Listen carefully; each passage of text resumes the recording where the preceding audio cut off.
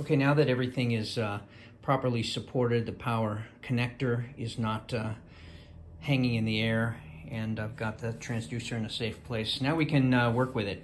So to open it, all you do is just pull on this. There's actually a magnet, or two magnets. I'm not sure if these are the magnets or those are the magnets, but in any case, they magnetically hold the cover shut.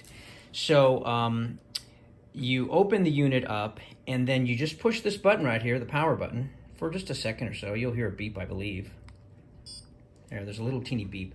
And then it starts coming up. It's very quick because it's a very simple machine, so it doesn't take a long time to power up, run through whatever self-test, and then you're pretty much ready to go. As you can see, the screen is on as everything is telling you it's pretty much ready to go. So nothing else is really flashing or doing anything. Let me clear this last contestant out. And all you do is you go to the patient button. Let's see, that's over here. It says patient on it. You push that button, give it a second, and then you have a few options here. What I'm going to do is hit end exam.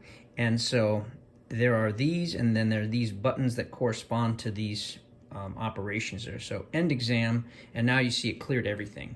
So last exam I did with this was doing an abdominal type ultrasound. So we're going to change this to what you're going to be doing is basically OB work. So the mouse pad moves the mouse, and I'm going to go to the drop down, and I'm going to, I don't know if a tapping will do.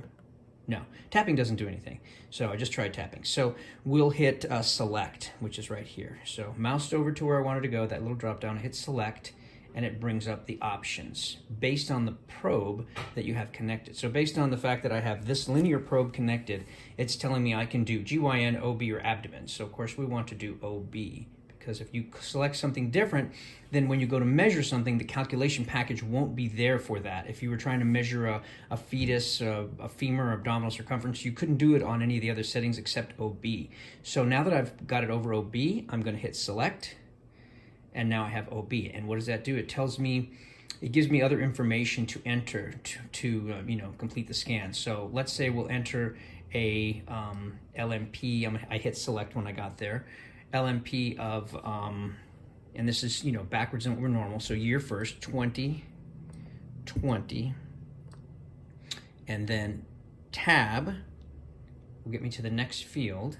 You see it moved from there to there. Month, let's say she had her period in September, so 09. And then tab over to day of 20. Okay, so that's fine. And then we'll put in a last name, and we'll go with Doe. And there are some other fields you could enter, all this information, date of birth, gender, so on and so forth.